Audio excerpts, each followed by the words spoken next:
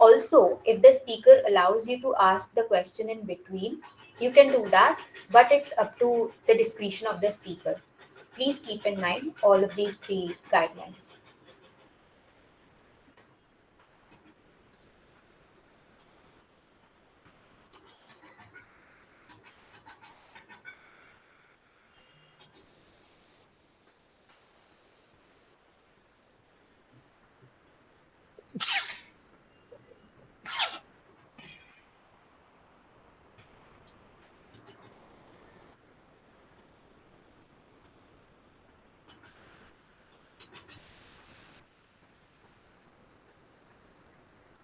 Participants, as I already mentioned, please try to turn on your camera. That would make the session more interactive.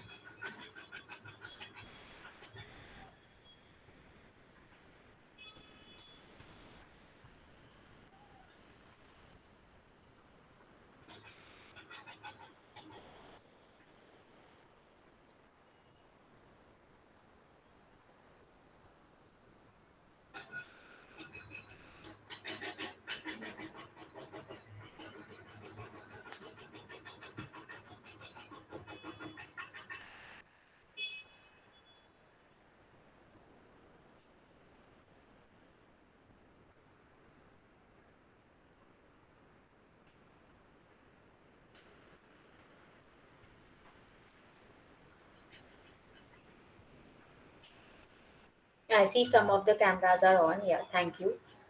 The others are also requested to do the same.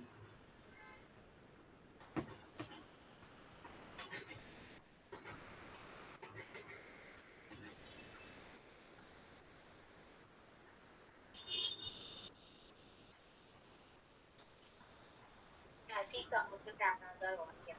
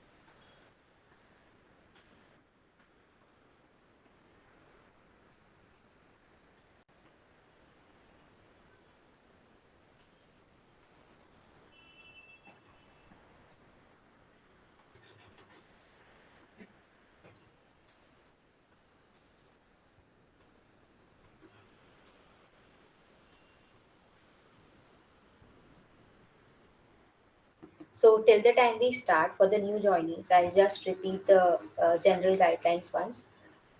Please keep yourself muted and only ask questions in the question answer round. We have our speaker, for our guest speaker for today.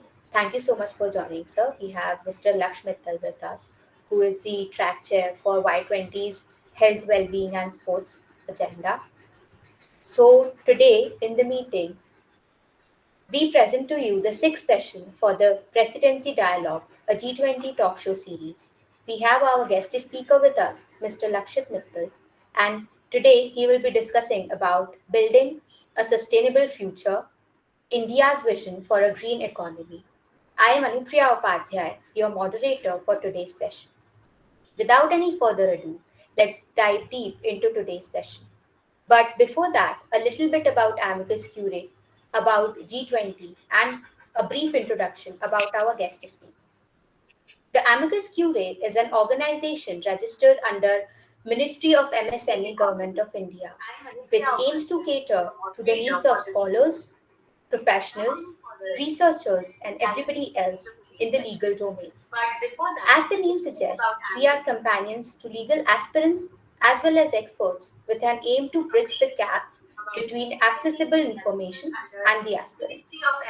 The huge team at the Amicus Curiae strives hard to apprise its viewers about the indispensable legal news, prime events, essential seminars or webinars across the globe in association with prominent organizations.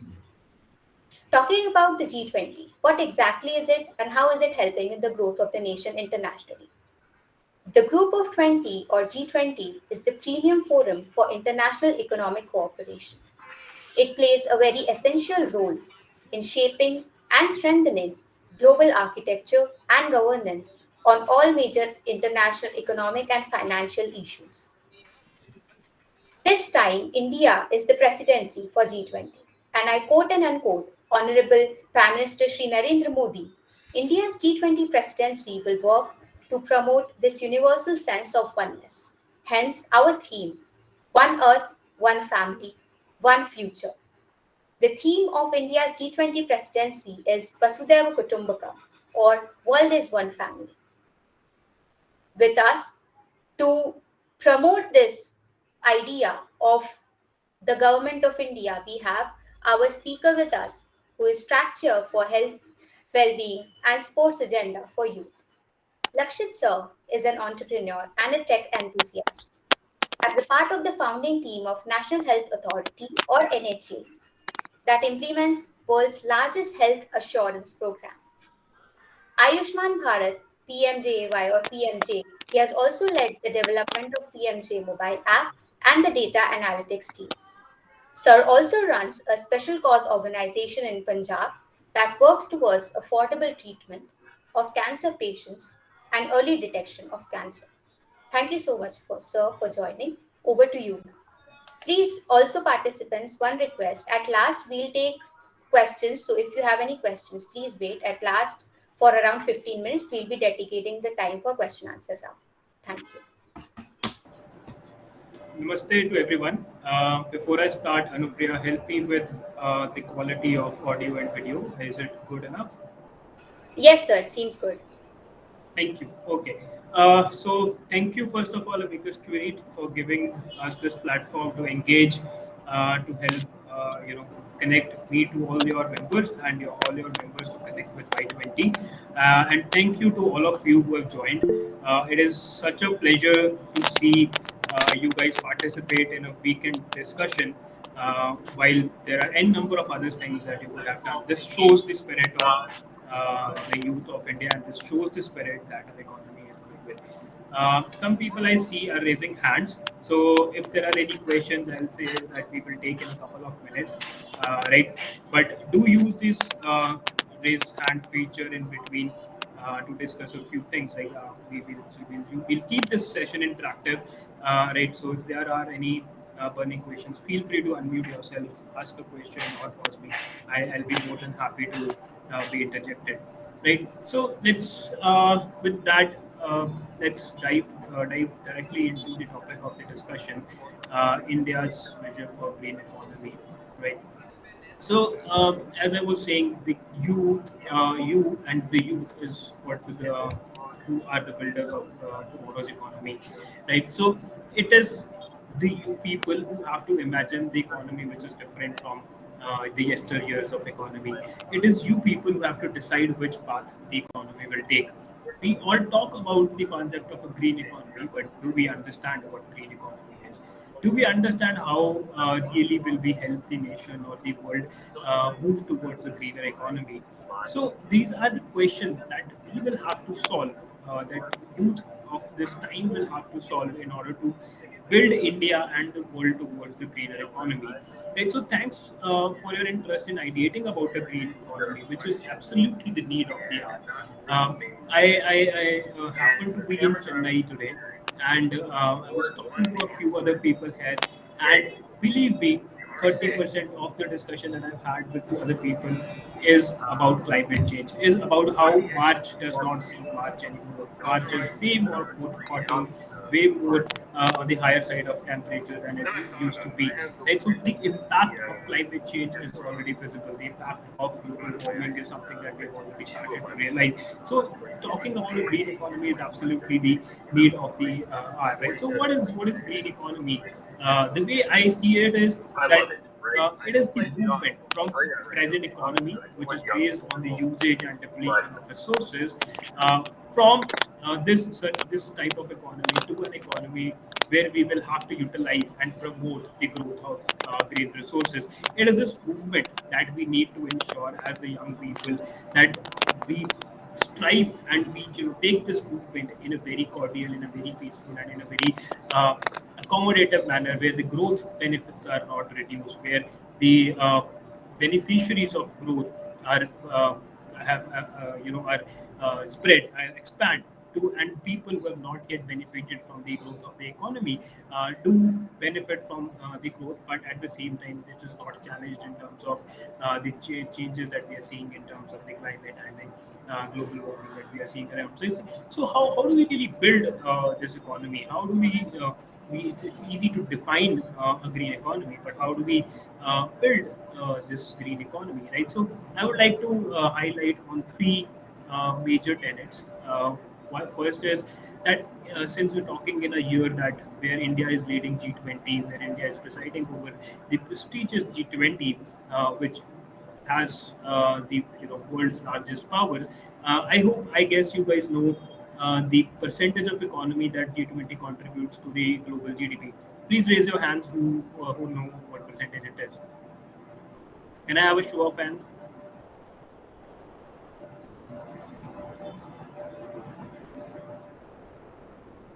It's evening chill session, guys. I hope you have had your teas, coffees. You're not sleeping.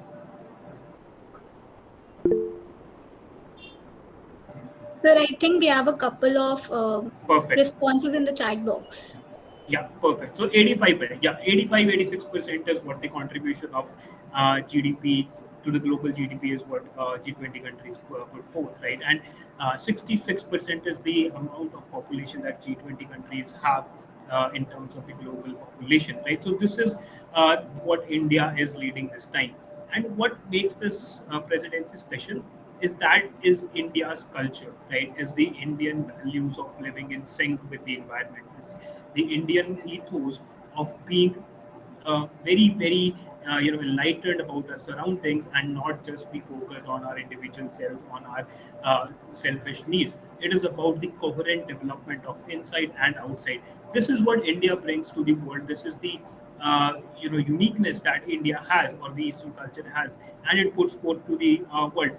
The climate change essentially has been a Western problem that has been created by the Western economies. We'll delve into this deeper in a bit, but this is what will this is what differentiates us from rest of the economies, and this is what we need to put forth to the world in order to provide the world a vision and an action plan for a greener economy. Second is technology. You see, a lot of the climate change that is happening is because of the usage of primitive conventional resources. And in order to move to a greener economy, we will have to see what all technologies are available, and we unearth the resources from these available technologies, and also develop newer technologies which unearth the potential that has been so far not tapped. So technology is certainly one area that we really need to focus on, and India has the potential to develop this technology. We have a voluminous services sector. You guys would be familiar that majority portion of our GDP comes from services. Does anyone know? Can you guys raise hand if you know the percentage share of services sector to India's GDP? Sir, I'm sorry to interrupt. I guess there's some network issue from your end. If you can raise your volume a little bit, Yeah, that let me. yeah. Thank you, sir. Is it better now? Yeah, it's better. Thank you. Okay. I'm sorry, this is slightly an unplanned visit that I'm having to Chennai. So there might be slight glitches, and thank you, Nupriya. Keep bugging me in between if there are these issues, right? So, I was asking, do you guys know what is the percentage share of services in India's GDP? Anyone? I would request the audience to please type in the chat box if you are uncomfortable unmuting yourselves, but kindly respond. So we have some responses in the chat box. Okay, Prashasti says 50%, Aditya says 60 to 70. 54.9%. 54.9, Siddhartha says. Okay, so roughly you guys are saying that it's the majority, right? So let's see that you guys do realize that the majority share of India's GDP comes from the services sector. It is roughly around 60%. As far as I know, if the data might have changed, it is like slightly 1 or 2% here and there, but it's nearly about 60%, right? So this services sector is basically what will drive tomorrow's technology and innovation. This services sector is what will derive our movement towards a greener economy, and this is our potential that we have to unearth in order to give the world a vision for a greener economy, right? And the third change of this how is the lifestyle change, right? So far, the world over the generations that have lived in a resourceless childhood, right? So to put it's a slightly harsh term to use, but so far it has been a resourceless childhood. We are the first generation of people who have lived in a resourceful environment, right? So we have accommodated ourselves into living a very resource rich life, but it is our generation who will have to ensure that there is a lifestyle change which is in sync with the environmental needs, and which is in sync with what the environment can provide us, while we stop to destroy the environment, which our previous generation had to do because they had to better their own living standards, right?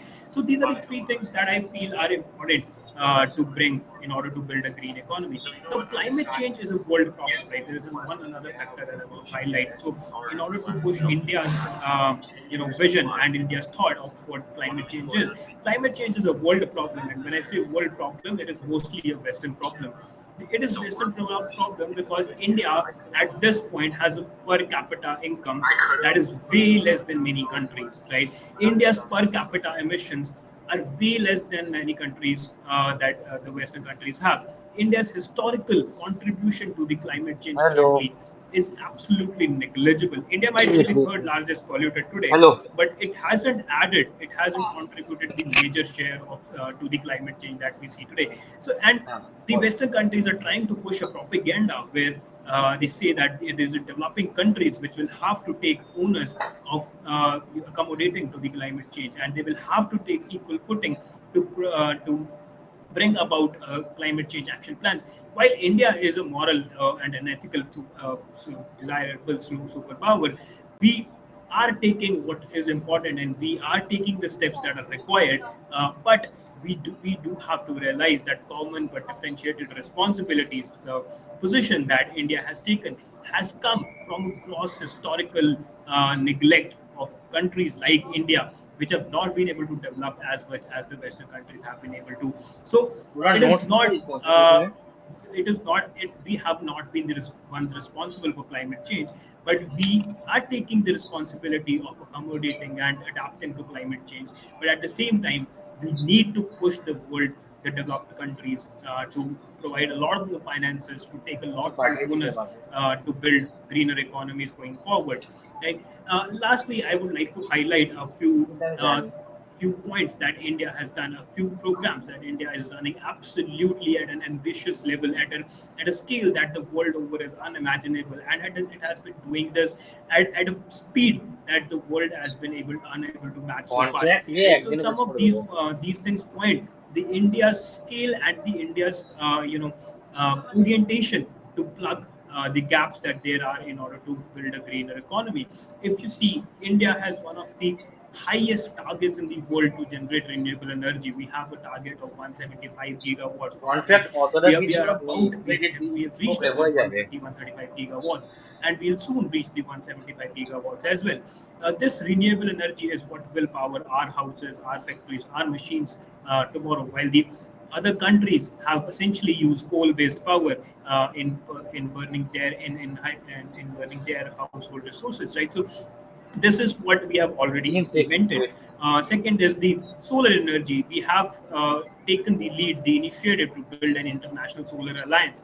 While the countries world over are not able to fully utilize their extra electricity generation potential, and there are countries which are struggling to generate enough electricity for their perusal, we have taken the lead in order to set up an international solar alliance, which can, take the fluctuation demands and the differences between the need and the demand and the generation of electricity of solar electricity. So we have set up that international solar alliance, Solar Alliance in order to push us forward.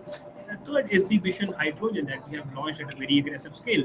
We are pioneering R&D and adoption in these fields. We are pioneering what how hydrogen can be utilized in a way that it fuels the economy of tomorrow. We have taken ethanol blending stand, and we have raised the ethanol blending of fuels up to the level of 15 to 20%, which is helping us decarbonize our economy. We have pushed towards a gas-based economy. The countries so far responsible for climate change uh, have been taking coal resources and burning, and there's a huge backlash if any country today, developing countries today, develop their coal resources. So we have already started to take the steps to build a gas-based economy. We have started to gasify coal. We have used the financial markets very well. We have Indian countries are going out to other financial markets and generating resources with the use of green bonds.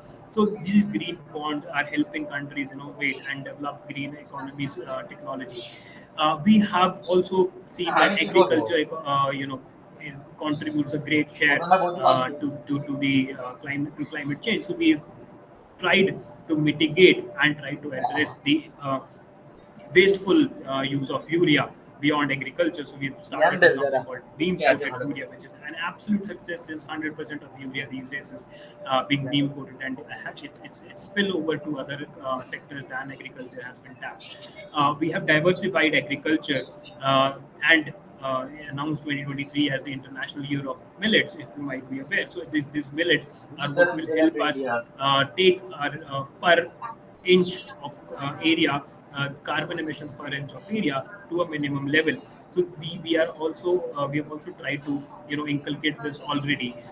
We have launched a PM Kusum Yojana, which is helping farmers generate electricity at their farms, and it will increase the income of farmers and also provide resources for irrigation while it dieselize the agriculture sector. We're developing waterways, we are pushing for electric vehicles, and we are also taking steps towards circular economy with one charger policy, with vehicle scrapping policy. These are some of the efforts that I'm trying to list. You will find a host of efforts beyond this that we are doing, and we are leading the world and trying to show the world of how a green economy can be imagined. So India is leading, but it will not be as effective without the participation of youth, without the participation of you and me and us, right? So there is a relation between youth and climate change. We need to realize, as I was highlighting earlier, that we are the first generation to handle climate change mitigation, adaptation, and rehabilitation.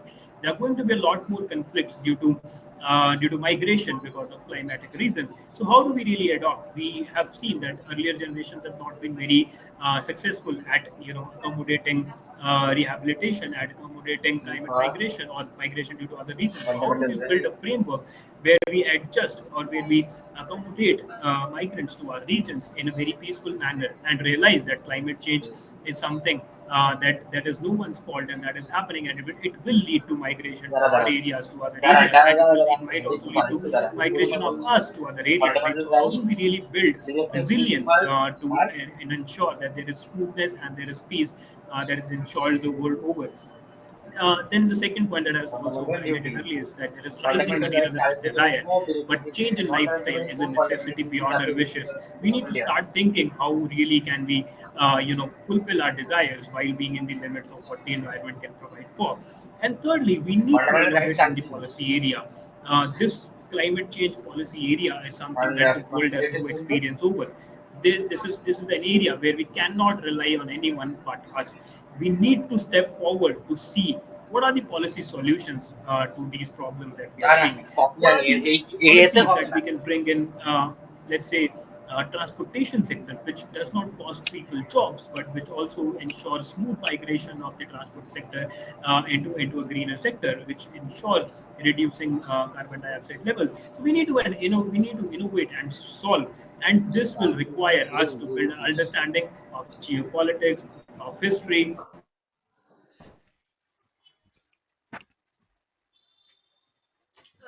and also of the climate change. So of economy, of societies, of is what can guide a stable policy architecture. A stable government and a stable policy direction is what can guide a good policy direction. So this is something that we need to see, and this is something that we need to start trying to do under India's G20, and we need to take the lead in this to guide the future of the world through G20, and this is where we need to use this platform very well. With that, I'll rest my monologue. There might be a few sound glitches, I understand. So please feel free to ask if you want me to repeat anything or if you have any The questions. fundamental three parts. Sir, we have a couple Fundamental of rights are people who have challengeable. raised their hands, so I would just speak out their names and then they can ask their queries, right? Yeah. Okay. Viruk Mandal, could you please ask your query? Hello, sir. Hello, good evening, and thank you for such an amazing session. Sir, I would like to say that how this population, why we are not able to controlling the Reputable. population of India, and how this is affecting the climate change, and like two-child policy, which is absolutely necessary because the way the population is increasing, it will affect climate and overall all the aspect we are discussing right now. Creative So, principle can you please challengeable, shed not some light argument on both, that? but supportive of fundamental rights, right, sir? Sure. Thank you, Viruk.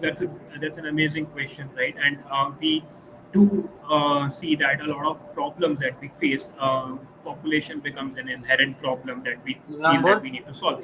But I have a slightly different stand to what you Data. said, right? So India has already done a great deal of work on reducing its fertility rate. If you see the latest data, the latest National Family Health Service, our fertility rates are down to about 2.2, and the replacement levels are just 2.1. So, and we are about to flatten, right? So, our population growth rate is absolutely going to decrease versus the countries that actually implemented very strict, harsh policies such as two-child policy or a one-child policy.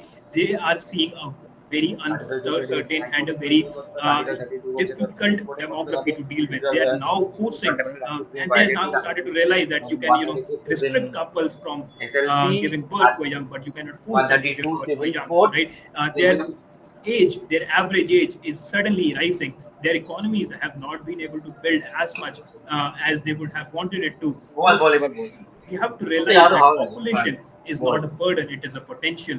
We need to start unleashing. So if you see in terms of G20, right? So if you leave China away, India's young population is more than the collective population of all other countries. All the countries, না major না countries, all, এমনিতেও especially the developed world, একটিটা is জ্বালাই aging. আমরা They পড়াশোনা আমার need আমাদের বাবা the মা বলে potential of this গালাচ্ছি young আমি পড়ছি আমি population. ঝগড়া They করছি need this demography, right? Which is available to us. So it is a potential that we need to start unearthing. We have already started to do so a great bit. If you see the unicorns that are coming up, right, that is না something that না shows the potential of ইয়াম্বেলের young কোনোদিন basic structure change হতে population. পারে না ইয়াম্বেল can be change So ইয়াম্বেল today work you আসতে পারে have কিন্তু basic about structure can be 107, change 108 unicorns with the current population levels. Going forward, why not have thousands of unicorns, right? And why not have unicorns from the rural areas? Why not have unicorns from the tier 3, tier 4 areas, right? So this is population is not really a challenge. It is a challenge in certain areas, and I will there not is be preamble over different from optimistic on this. But the way we have dealt with this so far has been absolutely what path defining to the world. It is we have not used a forceful method. We are a objective democracy.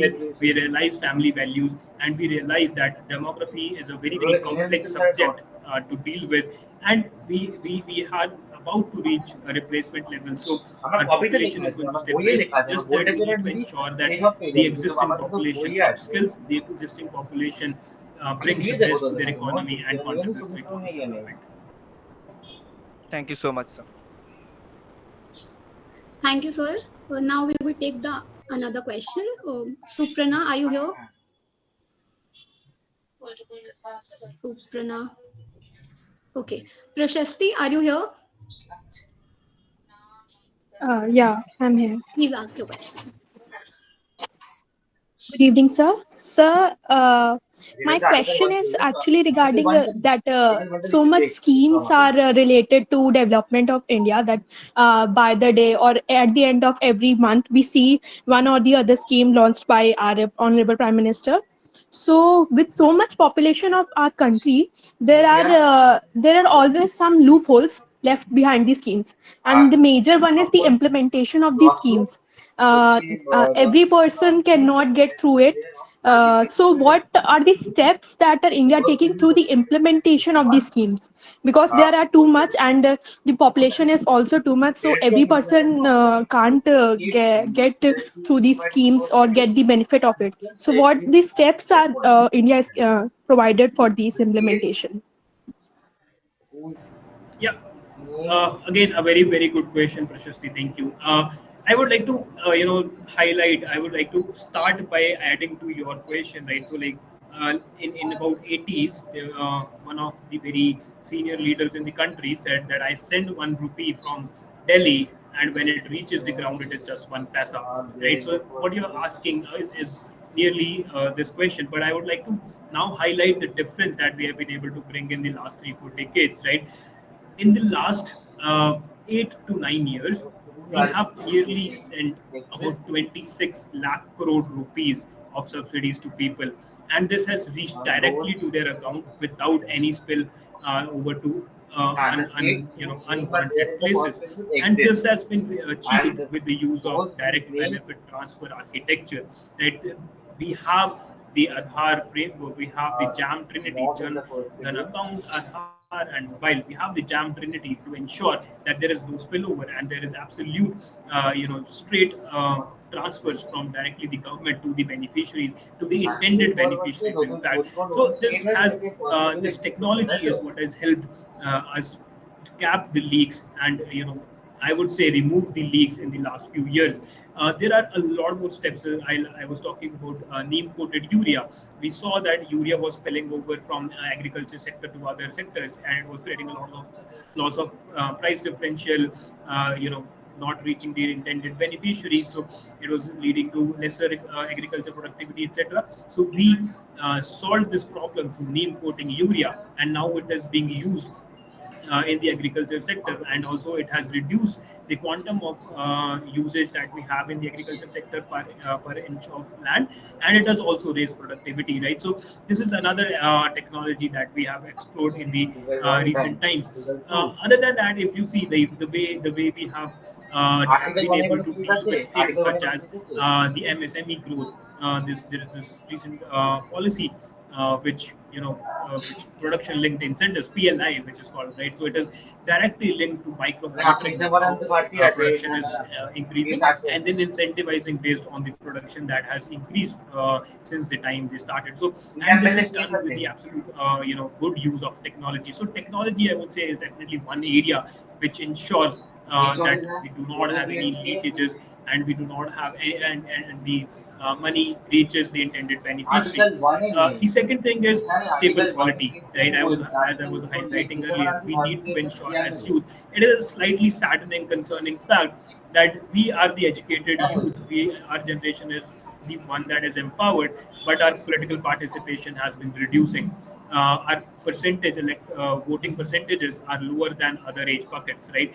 This is of concern. If we really want to lead the world and provide world the solutions that we feel the world needs, we need to start participating in the political sphere, and we need to start electing a very stable polity so that it can implement these schemes with certain certainty that will ensure that there is no spillover.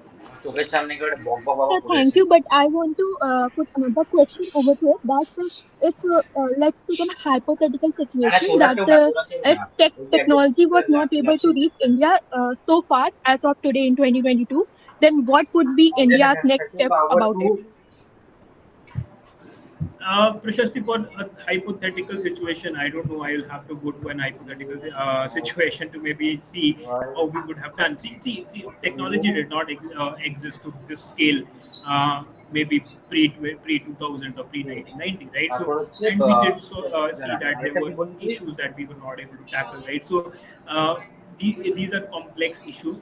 At this point, technology definitely seems one of the you know glaring Yeah. solutions or one of the easy solutions to do.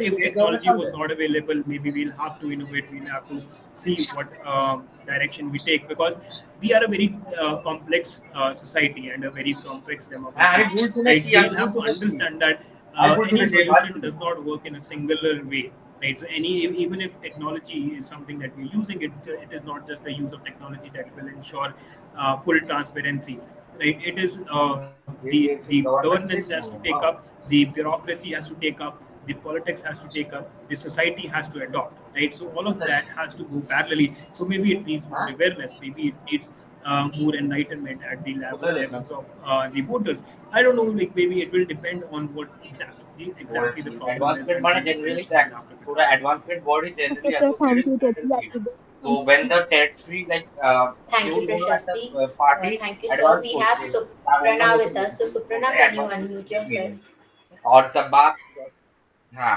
जब तापर जब You are not और audible, development Suprana. और So, improvement you can maybe till the time we take the और next question, you improvement can type your question in the chat yeah box. By the time, do we have any other questions? You can unmute yourself or no you can raise advanced your things hand.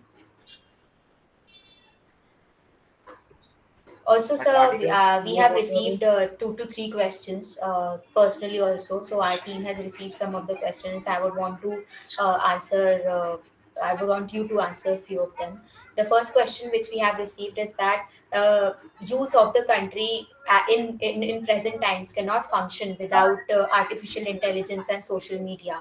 So if we can like artificial social media is the new reality is what the youth believes in right now, be it Twitter, be it Instagram, be it any social media platform. Even on Twitter the government is very active, different governmental organizations. So how do we connect social media, artificial intelligence and green economy to join hands for betterment? giving Yeah, that's a great question. Again, I love the questions that your guest has giving.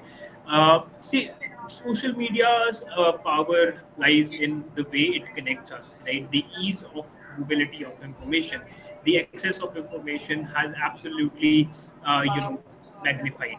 Uh, a person who is living in the absolute remote areas in the remotest of villages has the same adequate level of boundaries information that a network person in the metropolitan area has, right? So this gap, this reduction in the gap of information that people have access to is something that we will have to utilize to make this lifestyle change that I was talking about. There is something called a life then movement, right? Lifestyle for environment.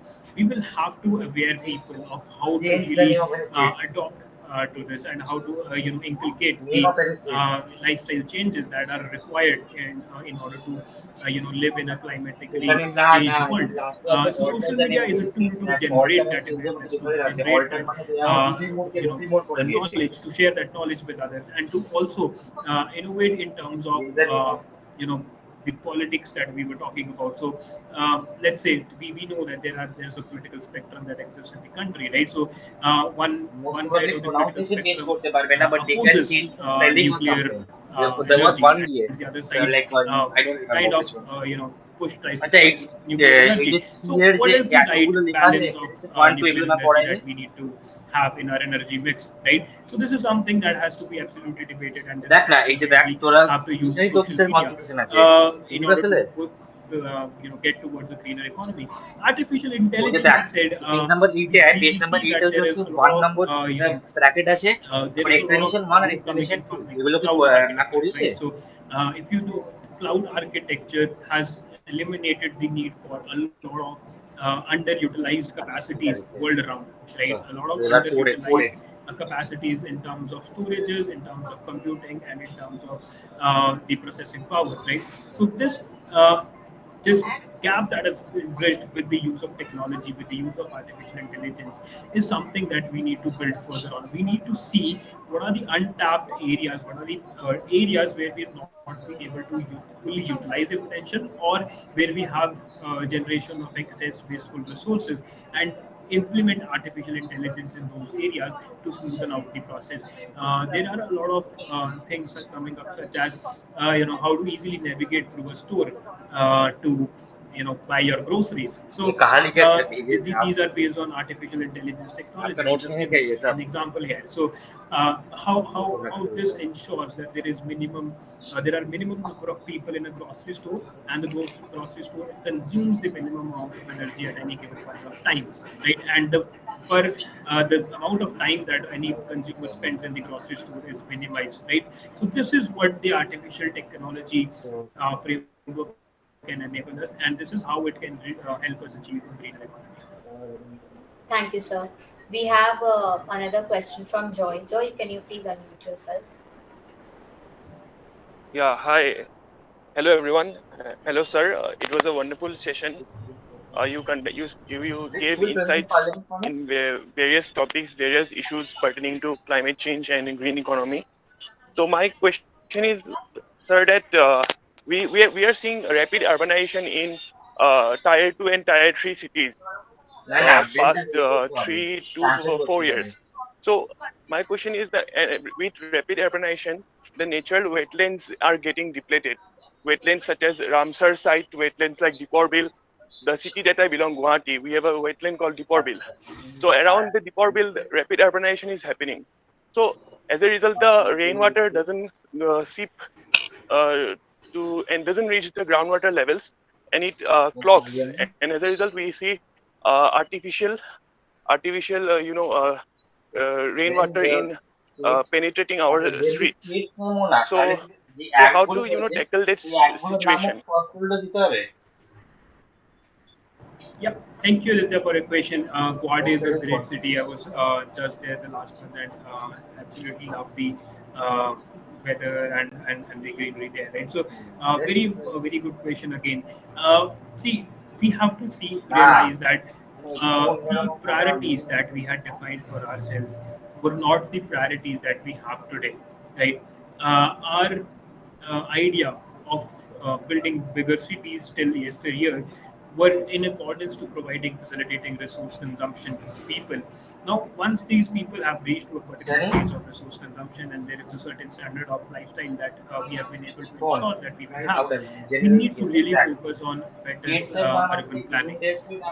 Urban planning is something that we have been, that has not come to the mainstream Indian mind, right? So we need to see what are the solutions of developing urban centers. We are a way lesser urbanized country than what developed or the other developing countries are, right? We need to urbanize greater. Urbanization is something that facilitates a greener economy, right? I absolutely believe in that fact. But we need to ensure that the rapid urbanization that we are seeing is in sync with the environmental needs, that we encroach lesser number of environmentally sensitive areas, that we develop in a way that we use the barren lands a lot more than what we are doing. We need to see what the right solutions are, right? And this is something that is absolutely on us, the leaders of today and tomorrow, to decide how we ensure urbanization, how we ensure that the resources that are available with urbanization are available to people, but this is in sync with the environmental safety measures. Thank you, sir. Thank you, sir. So Suprana has posted her question, and she asks, a major component of green economy is sustainable energy, which is way more expensive than fossil fuels. So the economies which do have the opportunity to make a switch should definitely avail it. But what about the poorer and the developing economies who can't afford it? They shouldn't have to give up their only shot at a better quality of life. It's a bit of conundrum. Can you kindly provide some insights into this? Yes, absolutely, Suprana. So I hope I'm pronouncing the name right. So this is what I was trying to highlight during the discussion in the earlier part as well, right? So the developed countries has to take a lot more responsibility. They need to take the lead in facilitating movement towards a greener economy in the developing and the underdeveloped countries, right? So a lot of the resource poorer countries need that support to ensure that there is proper development, that the populations in those countries is able to reach a certain economic and lifestyle levels, and for that the Western countries Yes, I know. need to start taking the onus of climate change that has happened so far. They need to start and fulfilling So the when the international climate change, commitments then that they have made. the same But thing having said that, that is one part of the answer again. The second part will be is that implemented if you see today, I don't know if you know, but you in do the search about this, that first period. the solar electricity The modern prices version with the that we have today I used to are get kg. about I 60% used to lesser get than kgs. coal energy prices that we have today, right? So recently, the আমি solar সেদিন যা plants that have করেছি been আমি set by major বাঁকুড়াতে করেছি companies, they have defence থেকে bid খুব prices বাঁকুড়াতে ছিল আমার about 2.4 তারপর rupees আজকে per আমি unit, মক করছি while অ্যাপ্লিকেশন ভর্তি the coal-based দেখছি plants, আমার বাবা they মা bid শুনলে আজকে prices বিয়ে in করবে the wow range of about ছেলে বড় হয়ে গেছে 5.5 to 5.5 to 6 rupees per unit, right? So, and this has been possible due to the smoothness of and then I arrived policy implementation, then I due to the arrived clear direction of policy, and due to the scale okay that India কোনটা ঠিক করে আছে or বাইরে other developing countries provide. So we need to start utilizing the scale. We need to start seeing what are the innovative policy measures that we can take to bring down the cost of greener solutions in itself, and not be totally reliant on the Western সেটা লাগছে countries আমার while we ল্যাপটপে keep ঢুকে showing হচ্ছে the Western দেখছি countries a mirror to pay up for their needs. Right. I think ওরে that নিচে answers ওরে your লাগছে question, Suprana. Yeah, she has posted a thank you. Now জানে we have one more জানি question খারাপ which করছি which has reached to us. It is about বোঝাই uh, গেছি বাবা দিদার আগে how শুনতে can we connect? What are the career choices in this area? How can we connect these two things about being about green economy being as a career choice, and how we can at the same time being employed to it? How we can uh, pestle ourselves for হ্যাঁ airports connect করেছি contributing towards the greener economy. Yeah. হ্যাঁ airport connect করে ছেড়ে দে So, see, greener economy is something that no one knows, right? So, this is something that we were দাঁড়া discussing দাঁড়া এক earlier, second that আমি the airport green connect করে নি হয়ে economy যাবে is something that remains undefined, right? So, what this uncertainty brings about is that the current skills that we have will have to be continuously shown up in order to build a greener এবার না economy ball that we everyday change, whose definition we everyday change with the কি developing needs. So one is that you upskill yourself in কি terms of, আওয়াজ like, let's say today someone has learned driving and has started to drive a cab, right, which runs on diesel. বসে দাঁড়া Tomorrow they might need to shift and adapt to a place where hello most of the cabs or most of the cars are electric vehicles or driverless maybe, right?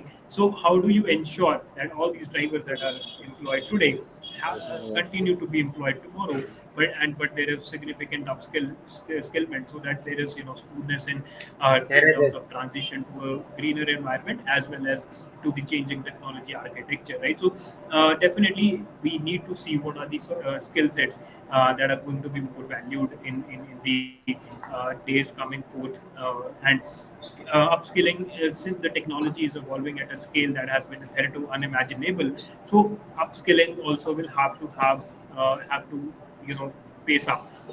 It cannot depend. We are not no more living in a world where we could take a job and do it till our retirement. We need to upskill every day to see what can be done. And at the same time, green economy is also opening up newer pastures, right? Let's see, we all see a great amount of use of plastic bags to carry our goods, right?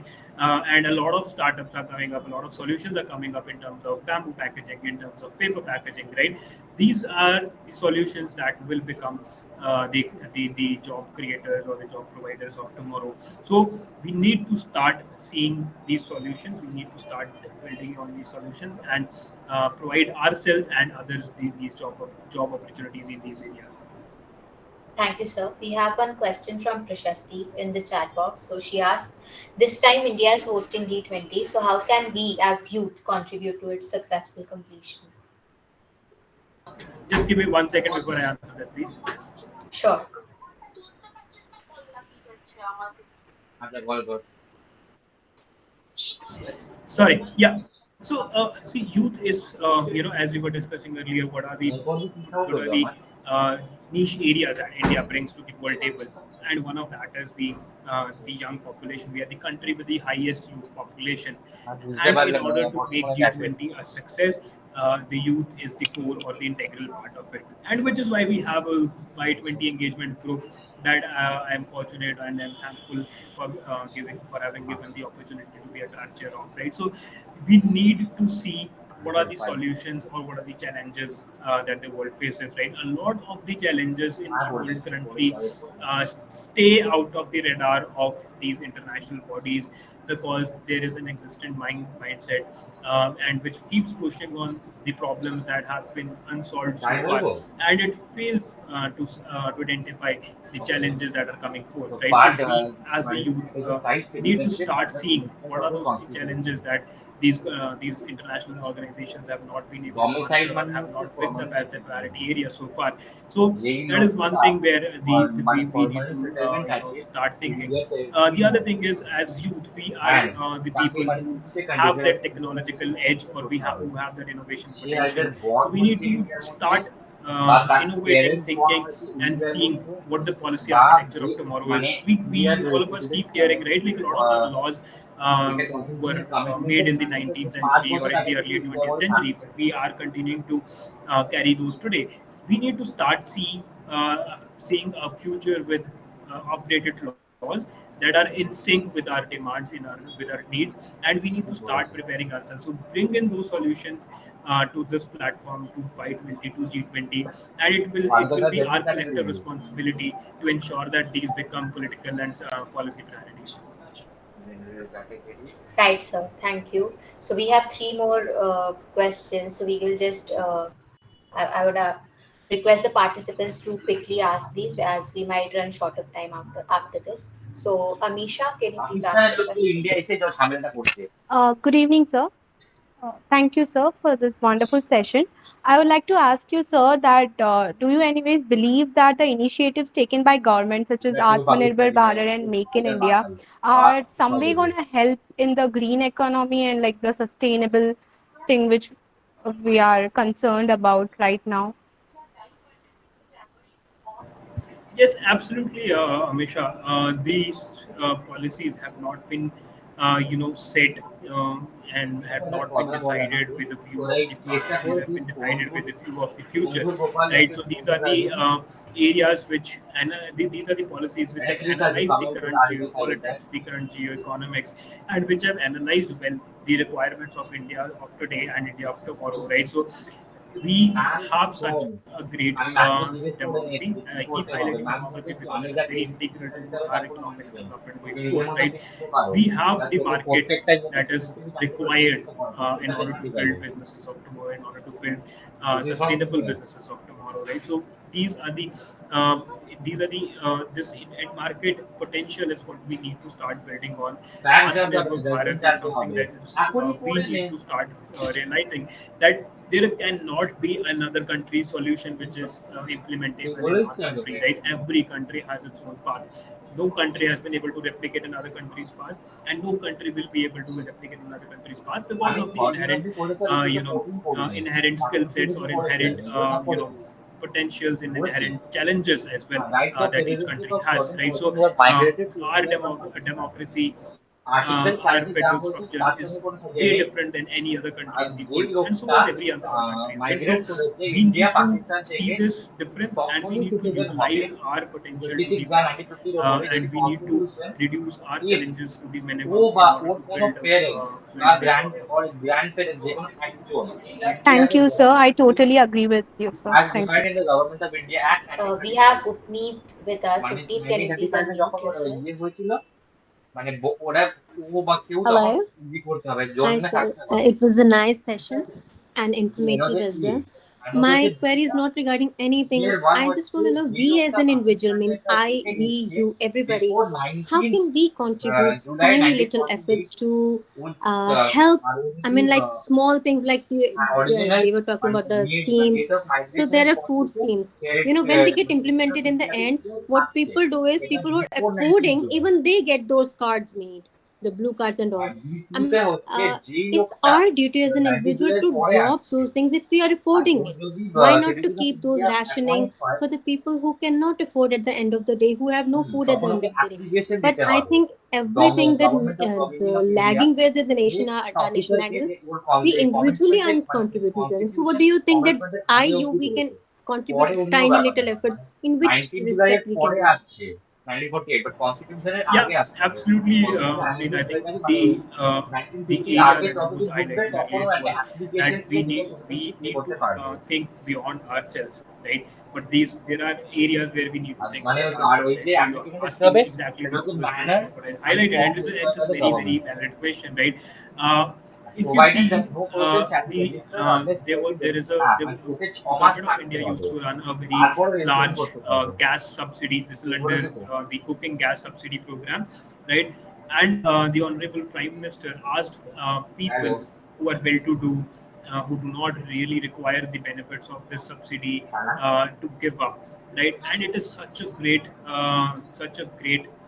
thing in our country, right? That people came forth to say that okay, we do not need this subsidy, right? We do not need this help from the government, and we are atmanirbhar enough to take this up for ourselves and to pay out of the pockets for what we consume. And what this help do us would do is that it helped provide 8 crore gas connections in the name of women all around the country, right? So it is these measures which, at our individual levels, will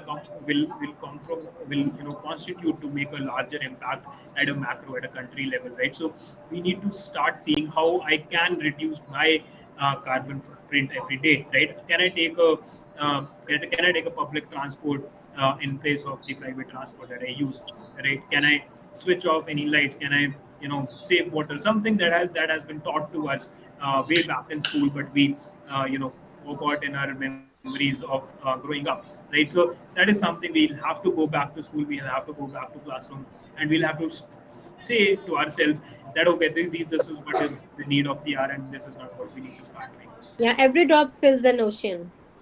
Absolutely. Yeah. Thank you, Preet, for a great question. Thank you, sir. We have, I think, Avirup wants to ask something. Avirup, are you here? Hello, sir. Can you hear me?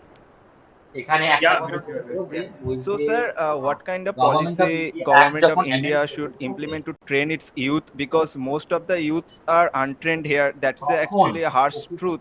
Because in colleges or in school, you can see like not everyone is a topper, or the people who are not topper, they are not doing very great in their either life or not contributing anything to the society. And most of and above all, sir, our schools and colleges are teaching something which is actually not that much of a useful thing. And about education, they are all taking private education. That's why Byju's and other educational platforms are growing, because the schools are not proving effective anymore, and colleges also. So how government of India should deal with this? Yeah, so there are two parts of to this question, Virup.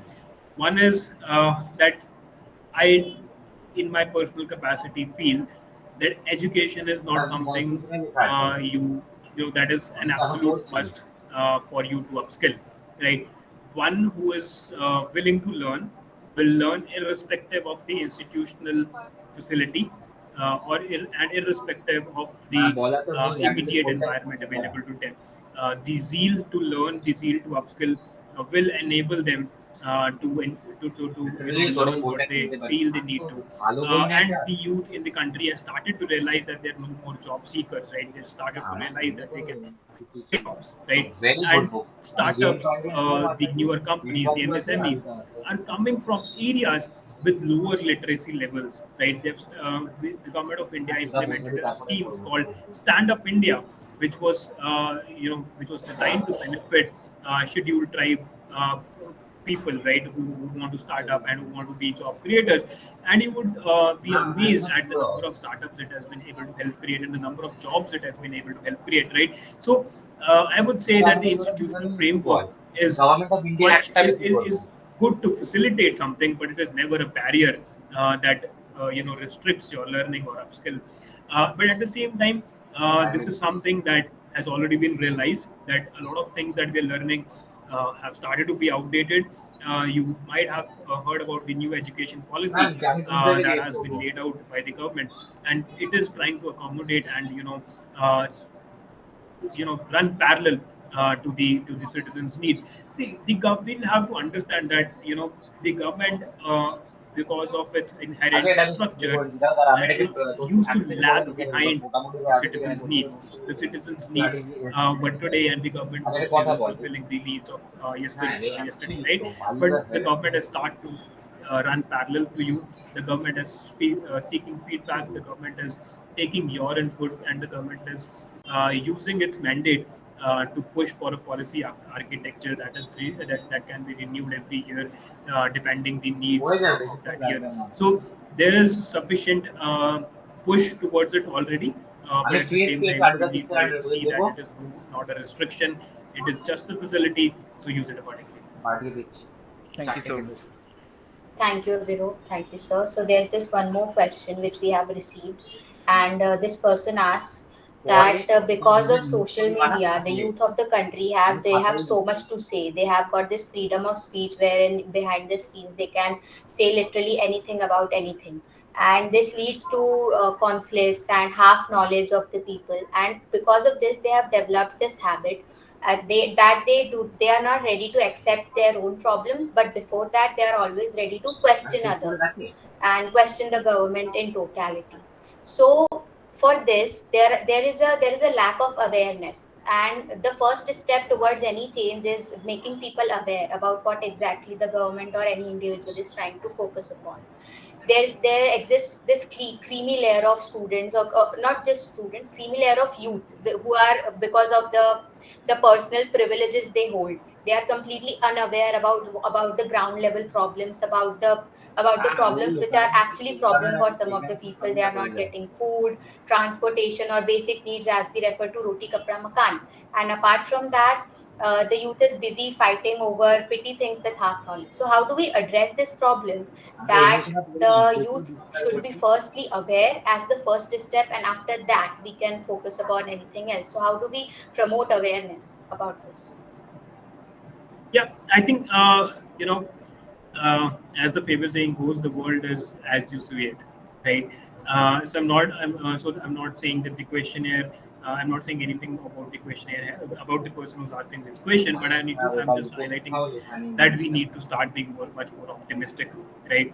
Uh, the world today is not looking at the problems of others or how the other is not providing something. The world has realized, and we people, the youth, has realized that it can take the initiative to take up a problem, solve it, scale it, and build their vision into reality, right? So this is the optimism that we have been able to travel to in the last few years, and we need to continue traveling to.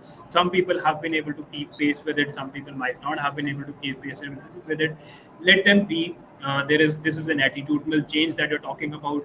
Attitudinal change does not come overnight. Bring about a change in yourself. Be the change that you want to see in the world. Uh, focus on yourself. The other people will get inspired from you. The other people will learn from you, and you will see the world will start to change sooner than you thought it will. Absolutely, absolutely agreed. So before we end this session, I request all the participants to please turn on their camera for a group picture. Participants, can you please turn on your camera quickly for a picture, group picture, please?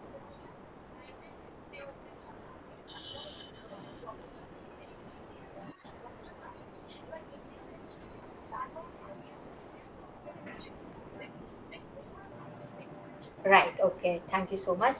This brings us to the end of the session, and I wholeheartedly appreciate and thank the participants who have graced this event with their presence. I also thank Lakshit sir for drawing time from his elaborately busy schedule to join the event, because your presence has concluded the event on the best note. I appreciate the organizing committee for their continuous efforts, and all the participants for their enthusiasm and sportsman spirit. Thank you so much. All of you have contributed to making this session a wonderful one. Have a good night, all of you. Bye bye. Thank you, Take care. everyone. And on the last thing, I would আচ্ছা just say এবার that একটা you করে have question been a একটা করে great question audience. করি I would request you guys to see if you দু can hold বছর a okay physical থাকতে event. It হবে would be great to from date of face all the migration, তাই তো? innovative, all the great minds হ্যাঁ, that okay you have fine, in your এটার cohort. কোনো ব্যাপার নেই। Namaste. আচ্ছা, Thank তারপর you so হচ্ছে much, or sir. So migration Valuation would be hosting even physically as তারপর well, ট্রাকিং hopefully in শুরু হবে, Delhi. তাই তো? Would love to host you, sir. Thank you, sir. Perfect. Thank you. না, এই যারা চলে গেছে ভাই, 1 মিনিট দাঁড়াবি, 1 মিনিট দাঁড়াবি। Participants can now devote the platform. This session is over.